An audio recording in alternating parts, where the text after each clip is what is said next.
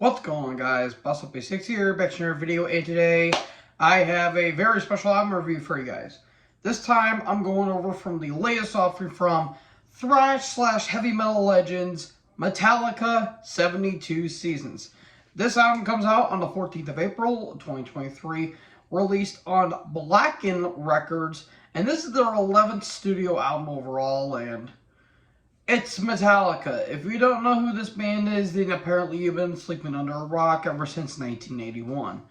It's been formed in 1981 by drummer Lars Ulrich, and since their debut in '83, Kill 'Em All, they've been going strong, kind of meh, and then just fine, I guess you could say, in this modern output. And, well, it's their first album in 7 years since Hardwired to Self-Destruct. And, well, it's a modern Metallica album.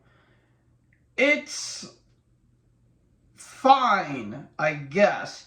I'll get into more here in a bit, but I do want to say that the technically 5 singles that they put out, I want to talk about those, because those songs I did listen to because I wanted to know what they were doing. Well, the first single, Lux Eterna, which came out near the tail end of November, kind of brings back the old school speed metal style, and it kind of feels like it should have been on Kill 'Em All. Like, it feels like a Kill 'Em All song that never got released, and I think it's really cool. It's got a really cool drive to it, got really cool rhythm to it. James's voice sounds awesome on it, and it feels like they were paying tribute to their to the people that they were influenced by, like Diamond Head and Motorhead, and to name a few.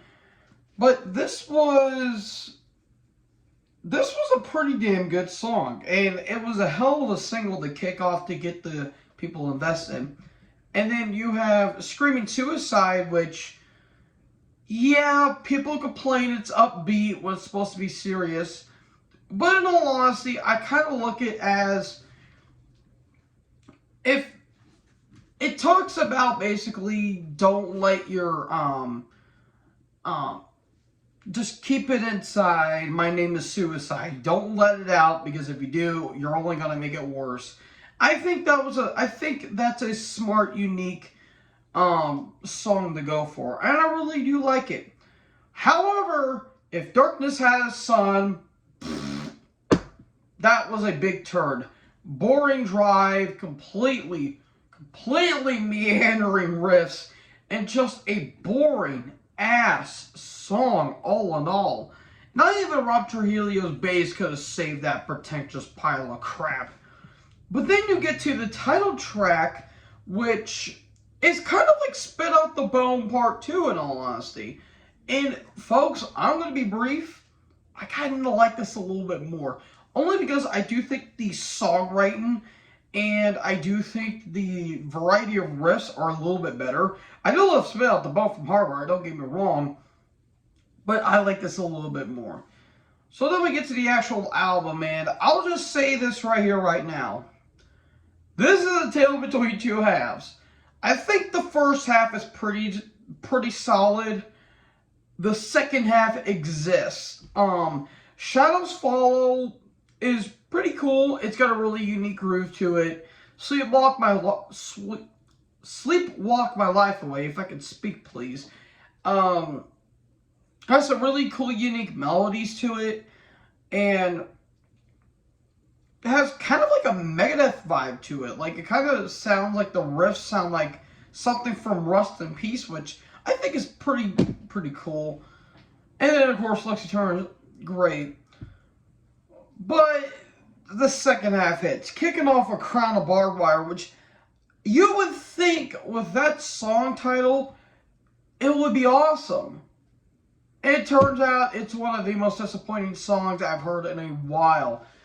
That song was so damn underwhelming. I was upset. Because, like, Crown of Barbed Wire, that sounds like an absolute thrasher, and it turns out it's just a bland, generic song. And that's kind of the theme with this album, but I'll get to that when I get into the cons. I do think the last 3 tracks kind of save the second half of this album. Too Far Gone's pretty cool. Room of Mirrors is actually really unique. And the epic 11-minute ender, how do I say it?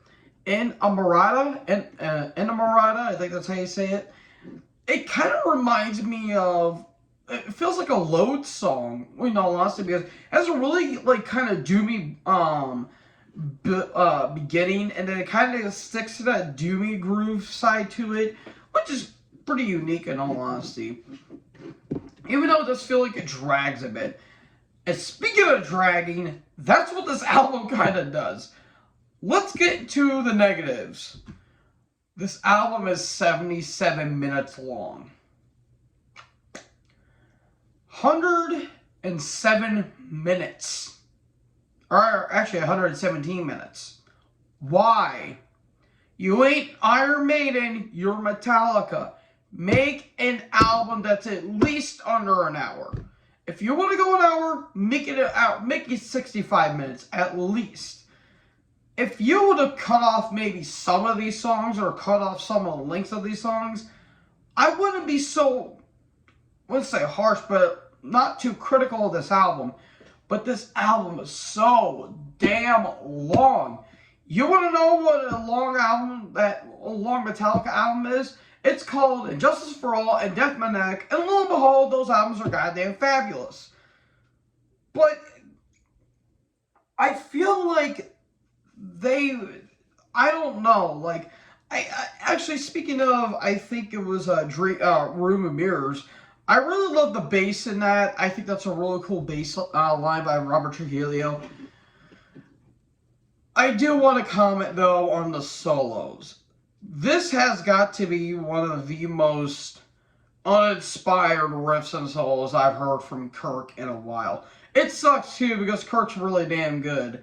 But it feels like there was no creativity going on into these riffs. And I really hate saying that because Kirk is a hell of a guitar player, and so is James. Lars, I think Lars did fine on this album. I think he did pretty solid, in all honesty.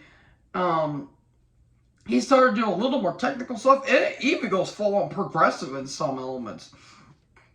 But I don't know. This album is fine. Is it better than Hardwired? In some ways, yes, but I would say no. I would say it's like below Hardwired. It's by far, in terms of their comeback to kind of their thrash-oriented stuff, this is by far their weakest output because, I don't know, they could have trimmed the fat off of this album, and I really wouldn't be mad about it. It's just that I feel like the songs were there, but the creativity and energy really wasn't. Like, I feel like there was like almost no energy going into this album except for a couple tracks. I think James does a pretty good job vocally. I think he's in his 60s, I think, and I think he does really well with his voice. He's still keeping his voice intact. While I guess Metallica become a meme ever since the Black Album, I feel like a lot of people are going to be hating this out. Like, there's going to be a lot of different camps putting this out. People are going to love it, people are going to hate it, or people are going to think it's mid or okay. I'm more in the middle. I think it's fine for what it is, but nothing spectacular in the outset. So all in all, I'm going to give this a C. I don't think it's bad, but I don't think it's great. I think it's just a mid-tier album. Is it better than Foregone by In Flames? I would say yes, because at least Metallica was trying to go back to the thrash and wasn't making alternative rock for the past 20 goddamn years. But besides the point, it's a fine album. It's not offensive, but it's not really anything that I'm going to go back to. Maybe except for the songs I did. Except for probably a couple singles and maybe a couple other tracks. But Yeah, folks, that's about it. Again, sorry if I do sound congested. I'm still battling my allergies. And, yeah, pollen's a bitch. But besides the point, thank you guys so much for watching this video. Make sure you guys leave a like, leave a comment, tap that big red subscribe button, and tap the bell so when I upload, you guys will be notified. Thank you guys so much for watching this video, and most importantly, join the herd. Talk to you in the next video. Peace out.